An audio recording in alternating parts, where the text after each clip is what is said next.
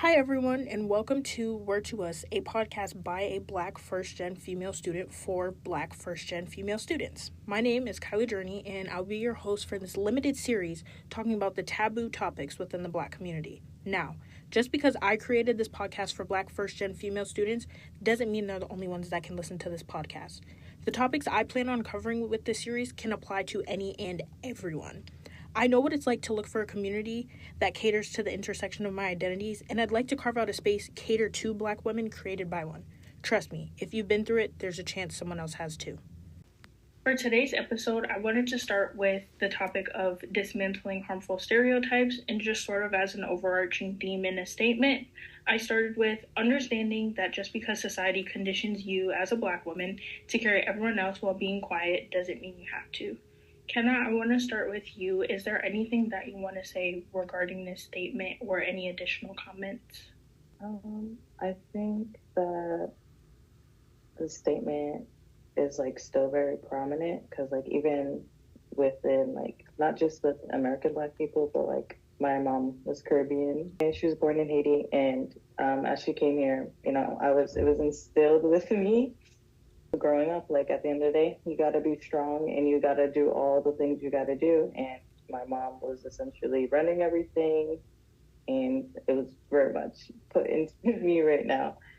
So I feel like it's still important because, even as our generations are growing up, they're also kind of seeing that within the media. They're seeing the over serious Black woman who's too in depth in her career, who can't keep relationships. And I feel like there's just a lot it's still there and very prominent. Dr. G, do you have anything to add as well? Yeah, thinking over the history of Black women in this country, they've been saddled with some harmful, conflicting stereotypes that get woven into how non-Black folks see them and also how Black people see them. And these stereotypes are harmful in relationship building, psychological health, and physiological health. So it's important for us to think about how entrenched these beliefs are in our cultural psyche, as well as how they have been unfortunately adopted by how society sees us and how we can see ourselves in different spaces. I think that's really important. And also, listeners, for context, the three people that are speaking are all Black women that vary on the diaspora. And I think in terms of societal expectations and just the way that society is run, there's only been, I would say, maybe 50 years.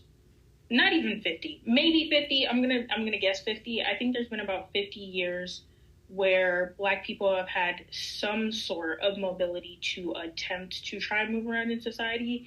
But I think there's always going to be something in the way in terms of being able to move up in class regarding their jobs or just economic status, and then also having that access to resources to be able to move about. And also on a related note, and also just off on a new topic, I think a lot of common stereotypes that are portrayed in the media, in shows, in TV shows, and movies and music, a lot of them have to do with either, kind of like you said, the Black woman who is, work is her everything, work is her job, work is her life. She doesn't have any personal relationships. That ties into the Black woman can do it all thing. So a lot of the time, I was reading this article, I can't remember the woman's name, but she talked about her issue with Black girl magic. And she was like, hearing that phrase to me just pushes forward the idea that Black women are inherently superheroes just because of the fact that they are Black women and they're pushed to do more in society than, let's say, a white woman. I do agree with that. We do see that a lot where it's just where we have to go above and beyond where our white counterparts or our counterparts are just being celebrated for the bare minimum. It's seen all the time. It's seen in media. you see it everywhere. I feel like it's just this normalization of these expectations and hidden thoughts that are placed on Black women that we're just used to, and it's just about breaking the barriers. Like, we're used to the not having autonomy over our bodies throughout history. That's been an issue. We never really had great role models in social media or within the screen or within TV.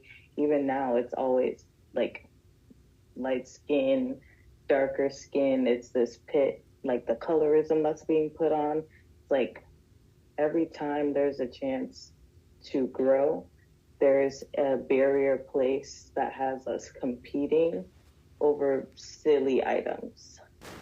Yeah, and even thinking back on what you were saying, Kyla, to introduce this. After slavery, we had been fighting for social mobility even beyond 50 years. We're thinking like the 1910s and 1920s, where there were opportunities for Black folks to step into various roles that allowed them and their families to have mobility. But there were, what's the word I'm looking for? There were aspects tied to those opportunities for mobility that kept some Black people trapped and some getting access to move forward. And that connects back to what Kenna was talking about with colorism. When it looks at skin texture and hair texture, certain individuals who were able to more align with white folks, they were given greater opportunity to advance. And we even see some hallmarks of that currently, like Kenna was saying. It creates this deep inequity within us about who has the privilege to move forward, who does not have the privilege to move forward. And as I'm thinking about this, I'm thinking about Glorilla and all of the conversation that has been woven around skin color with her, and that she's spoken positively about her skin color and creating a little bit of a pedestal for herself to exist on in comparison to other people. Should we still use that as a hallmark of who we are and what our value is simply because some are more melanated than others? No. At the end of the day, we are still Black in society, which still creates these obstacles for us, and that creates barriers for us that make it difficult for us to move forward against. We still have the same people, still have the same beliefs that Black women are sexualized in certain kinds of ways. Looking at the ways in which we are presented in the media, there are Black women who are not sexualized, they're asexual, but those are the ones who are considered to be the ones who need to hold it all down, the ones who have to take care of home, hearth, and everybody else without any true concern about who she is and how that labor is undermining her capacity for advancing in age.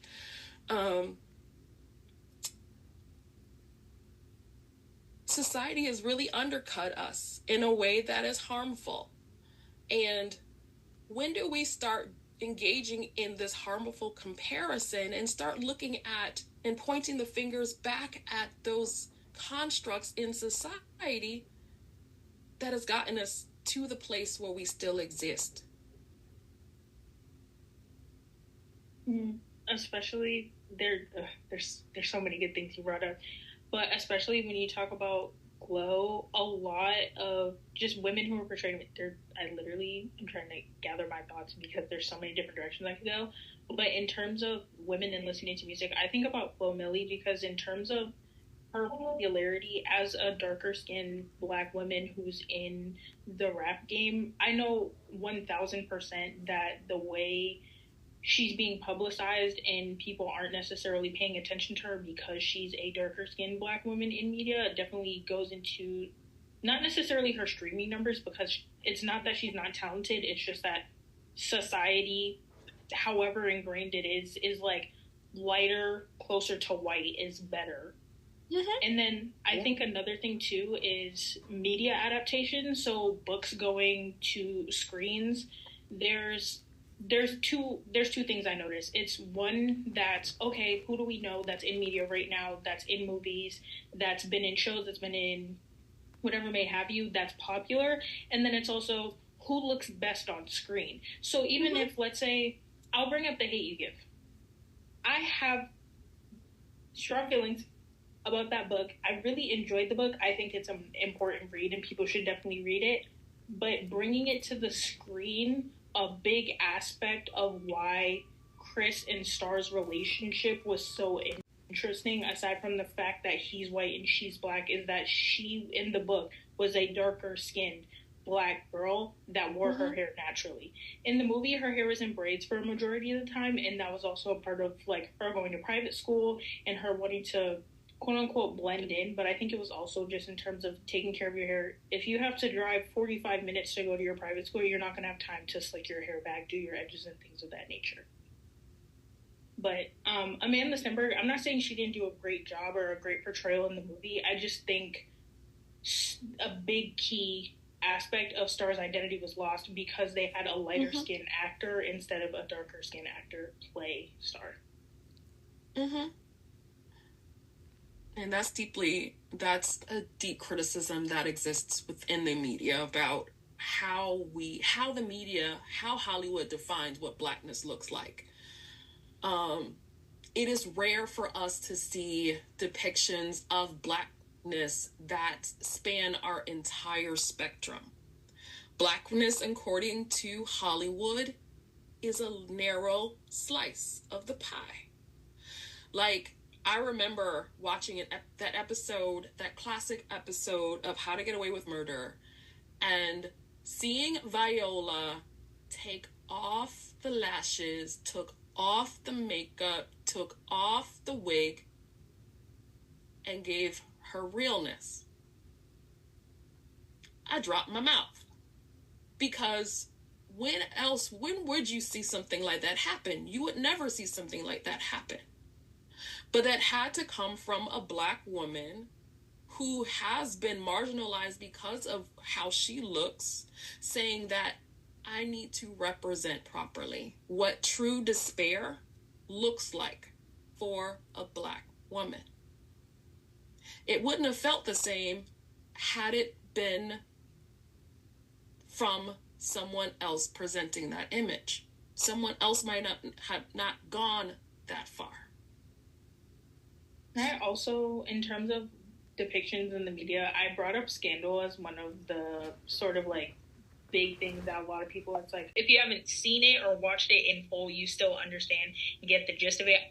It took me a while to realize why the show was called Scandal, and then I put two and two together that the reason it's a scandal is because I literally don't even know Kerry Washington's role, but all I know is that she works in the Oval Office, and basically her position it's really bad, but basically her position, however she works, is close to the president, and her and the president were sleeping together, and obviously the president had a first lady. That's it. That's all I got. Like, that's base level. I understand it. I got it. I know it. And my mom used to sit down and tune in and watch that show when it would come on either Tuesdays or Thursdays. I cannot remember the day, at 8 p.m. And that lady was that. And I was like, oh my gosh, like, it's a black woman. And also, listeners, if you're not sure of who directs the show, it's Shonda Rhimes. Black woman. She's behind How to Get Away with Murder, Scandal, and then there's one other. You know what? Let's talk about Shonda Rhimes. Because I believe she's also the creator of, what's the show? Grey's Anatomy. Oh, Let's yes. talk about it. Yes. Like, yes, her portrayal of black women. Yes, I love seeing the strong black women. But why are they always... I'm tired of the trauma pieces. Like, I'm tired of seeing a strong black woman, and it's because her family died. Her husband was kidnapped or murdered. She's coming from a really abusive family. Like, I just want to see a strong black woman be strong and happy. Like, I want to see her kiki-keying, giggling. I want to see her in her soft girl era as well, and be a leader as they do that. I want to see, like, you know, like, I've seen the scenes, and, you know, a lot's going on in Scandal. Like, I haven't even seen How to Get Away with Murder, but a lot is going on. Olivia Pope, even though she's a adulterer, she's going through it. Like, those people get murdered. Like her friends were getting murdered. So I'm just like, all right, it's tiring. Yeah, it's a lot going on. It's too much going on, which I think is also why I can't start the show. I'm just like, I know the basis of it, and people are like, oh, but Olivia, what's his name, like Fitz or whatever. They're like, oh, but like Olivia and Fitz, and I'm like, y'all. Mind you, they had a beautiful man before the president. She had like some secret special ops man that she left for the president, is what I'm hearing. I mean, yeah, he's the president with 2 kids and a wife, when she could have had a single special ops man. I don't know. That's just my piece. Maybe the presidency, that got to her head, but that one, I don't know what's going on. But even now, even with things being released now, it's always at the expense of a Black woman. Like Netflix shows, some of them I haven't even watched. Like, yes, I heard they're very good, but it's either the assault or just it ends on like something is just terrible, on a bad ending for the Black woman. So I'm just like, I know there's this new show, and I was like, oh, it's really good. The mom is getting revenge for the daughter. The mom did all these things, but it was just like, what happened to the daughter was crazy. What happened? All this stuff is crazy. And I'm saying, I understand that these things happen, but we're not talking about like the current issues that are going on in the community. We're just doing this in the expense for a good plot line. Like, it's not actually bringing awareness or solving issues that happen. And I think a big part of that too is they're just like, oh, and I don't know if it's purposefully glorifying cheating, but the way that people portray it in media, or the way that it's portrayed in media, especially around Black women or Black men or just Black relationships in general, and then also dang, I lost my train of thought. But in terms of that, the way that it's portrayed in media and how it is in real life, like, a lot of people are like, I would never condone XYZ, and yet your favorite couple in media got together because one of them cheated on their significant other or their partner with someone else. I'm confused. It's not positive, like, or maybe I'm crazy, but whatever the algorithm is pushing for, it's not positive representations that we need being shown. Like, as a Black woman, I'm not seeing anything positive in the relationships. All I'm seeing is bashful. I'm seeing Serena Williams being bashed about her white husband by a biracial Black man. You know, even within the community, there's not even support within the community, or at least the media isn't pushing for it. Like, I'm seeing breakups. I'm seeing Blueface and Krishan. Oh my God. I'm seeing husbands cheating and divorces. I'm seeing Cardi B and Stephon Diggs. And I'm seeing a lot going on. I'm seeing Beyonce. I mean, yeah, great for Beyonce. I'm also like, there's also maybe, I don't know, for me, it's the embarrassment of just being talked about, especially if the situation happened. But I wouldn't want to be affiliated of, I've been cheated on, this man stepped out on me, and I have his children, and I'm going to stick by him. You know, I understand the women that do. I understand the women that do, but, like, also, I don't know, like, how we can showcase, like, you should leave a relationship, learning to leave when the relationship isn't gone. Because, I don't know, me personally, I have not been taught proper representation on what love is, what it's supposed to feel like, what it's supposed to be. So it's just like, the media doesn't help, and I don't have a great, like, experience from parental whatever. So it's just like, I have to hope the red flag or hope knowledge. Like, I just gotta hope for the best. Yeah, but if you look back at Black people's history in this country, some of the things that y'all are talking about right now were endemic then. That there were these relationships, forced relationships that happened between white slave owners and black women, that there were black families that were trying to be held together that were split apart and for the sake of selling off the various members. So the sanctity of having intact relationships weren't seen as a part of the black woman's experience even back then. So people's conceptualizations of what black relationships should look like now, they're based on all of that, which means that they're flawed, that they are riddled with problems, that we aren't thinking completely about all the elements that other people think about when it comes to romantic love and other kinds of forms of love. That the love that forms for black people can be flawed. It's flawed. We don't know how to form proper relationships. We don't have qualms with engaging in relationships that are problematic because we've never been given the opportunity to learn so, because our ancestors didn't get an opportunity to engage in and embrace these relationships. These stereotypes that are presented to us in the media. They didn't come from nowhere.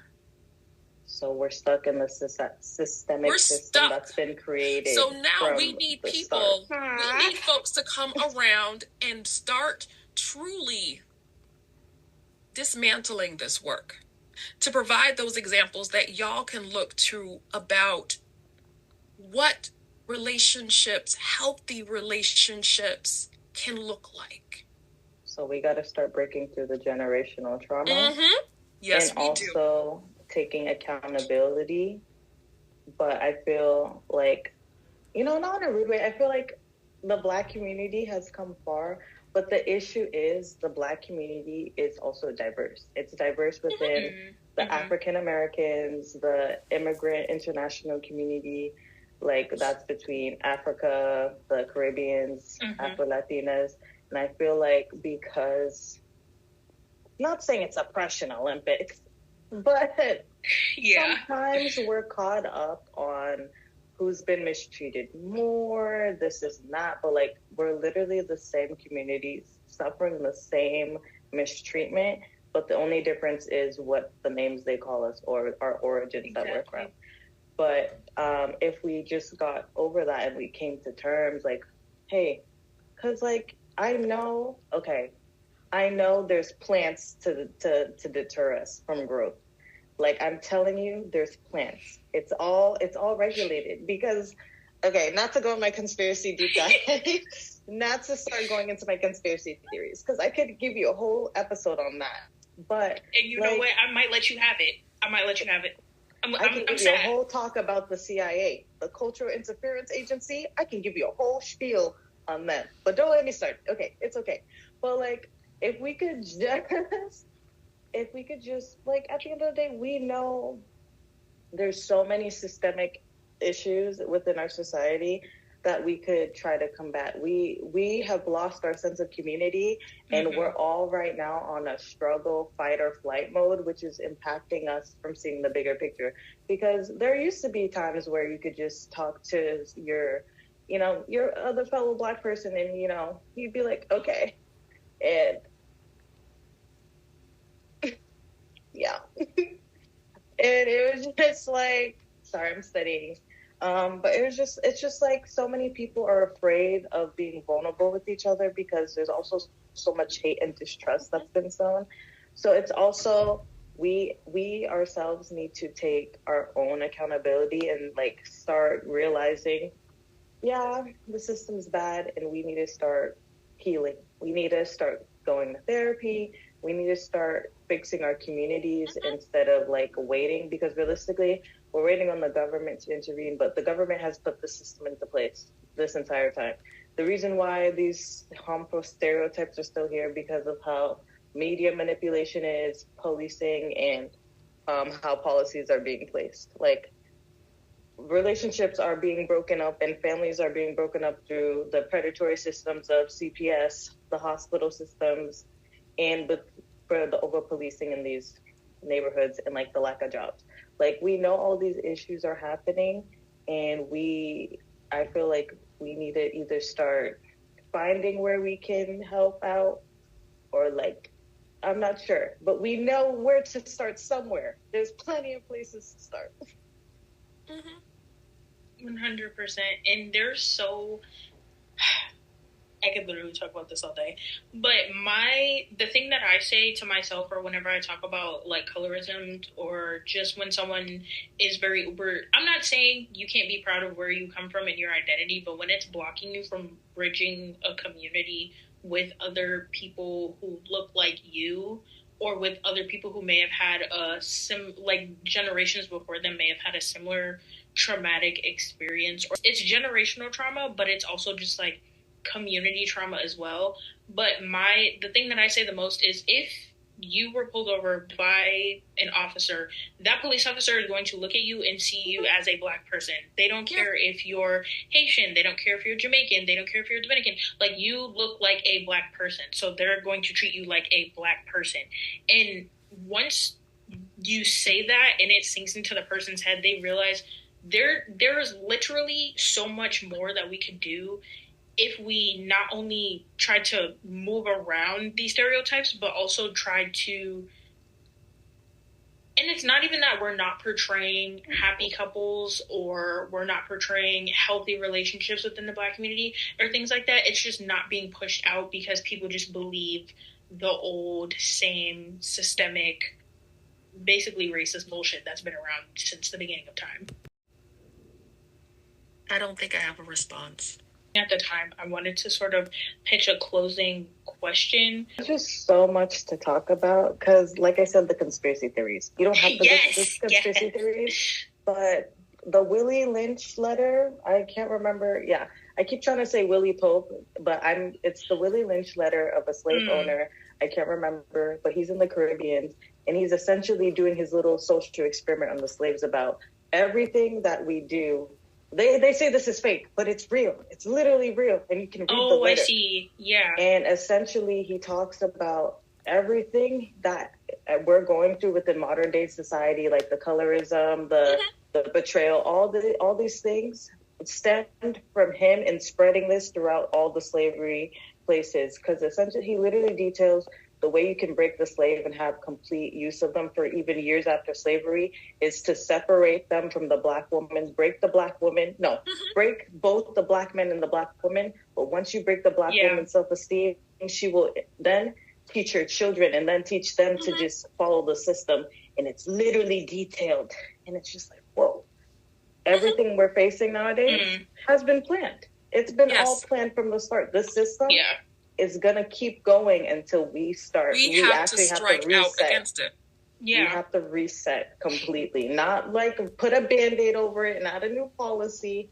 We have to reset. We have to acknowledge our acceptance of this order and start working together to figure out what is a more realistic portrayal of who we are, is providing true examples of the complexities of us, and stop relying on that shortcut of stereotypes that define who we are. We have to present these other models of being.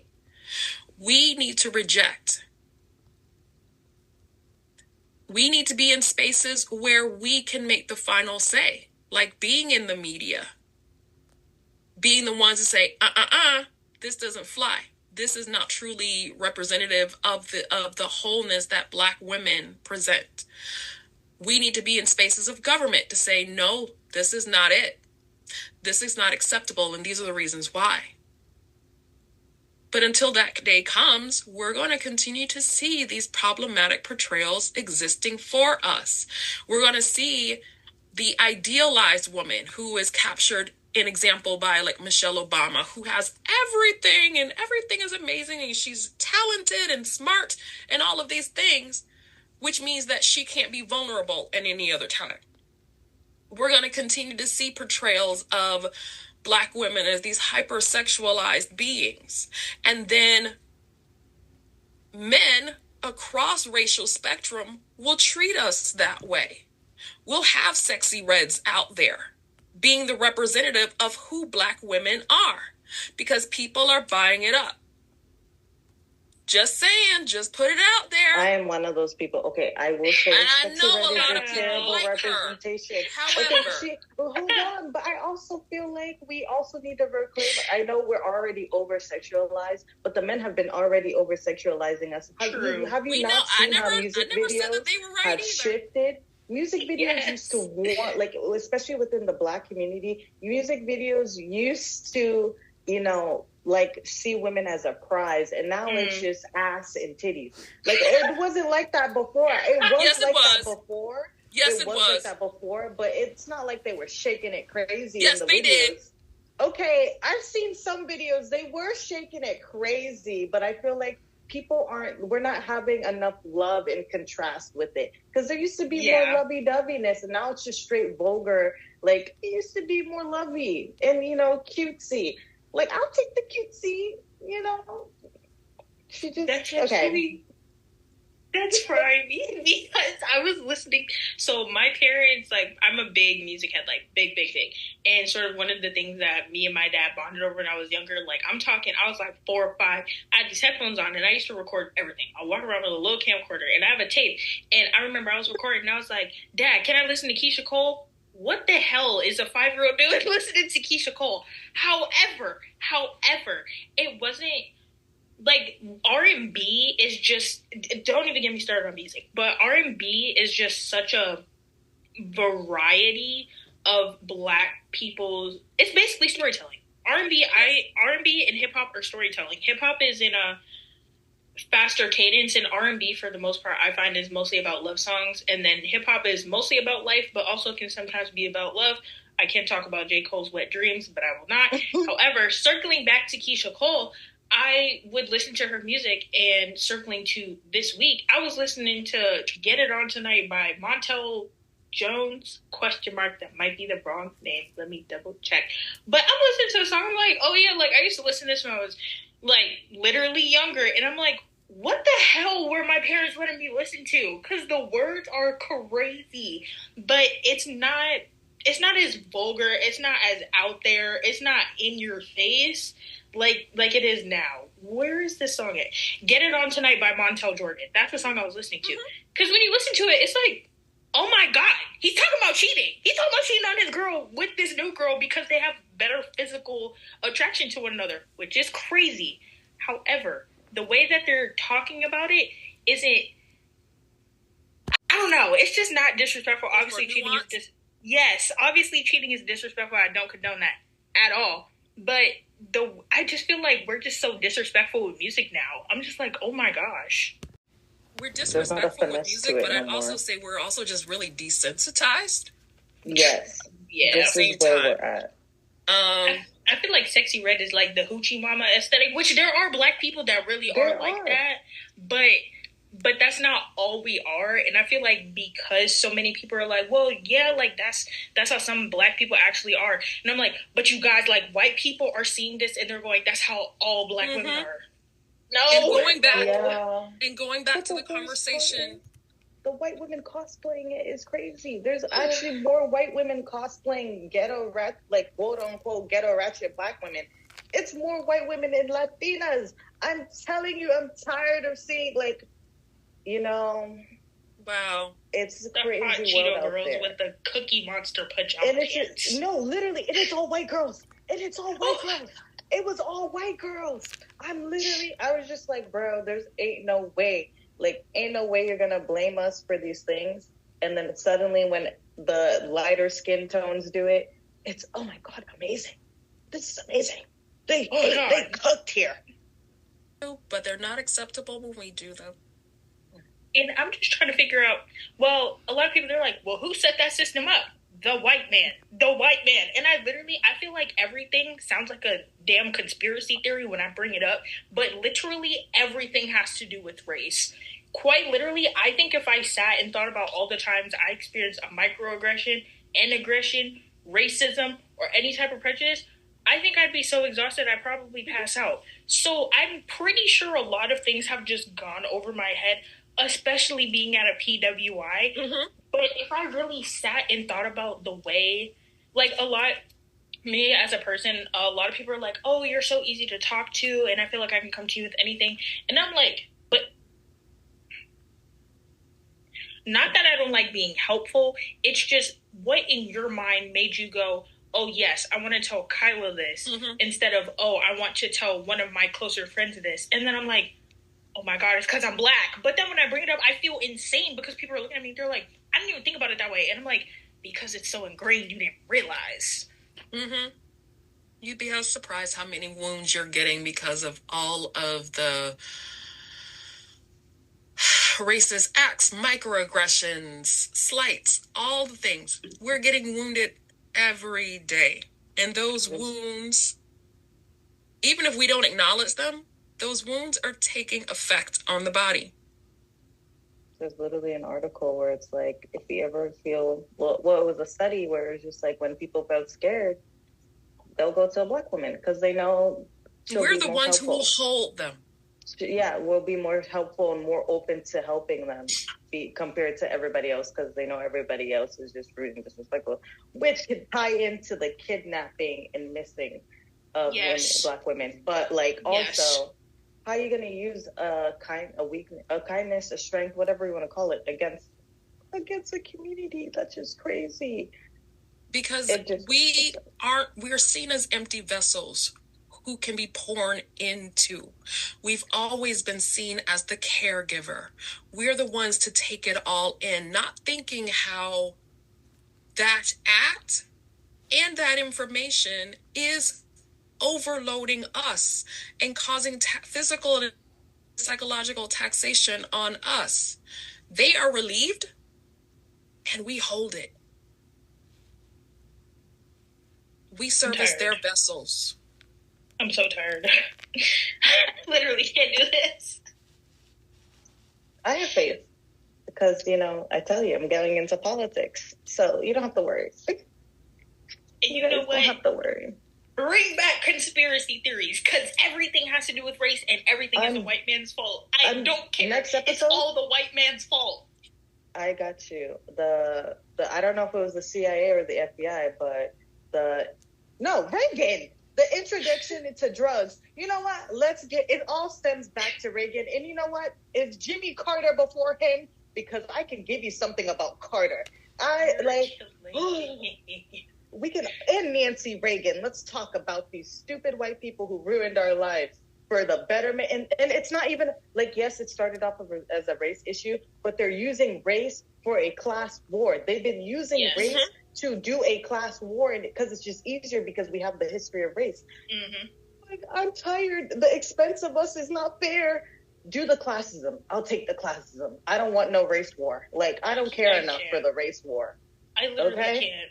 They see us all the same. If you're not white and you're not a man and you're not a white woman, which is like, white man is up at like, let's say 10, and then white woman is at like an 8. Everybody else, they don't care. They literally don't care. You could be a man, but let you be a dark-skinned African man, you're cooked. Black women, even worse. Black women are the most disrespected people in the history of people. Ever. Ever. And I will stand on that till the day I die. Food for thought. Thank you for spending your time listening to this conversation and engaging with topics you might not have verbalized before. As always, thank you for your time, dedication, and reflection on these topics. Stay safe, stay healthy, and remember, this is a word to us. Share it when you feel ready. Peace, Kyla-Journey.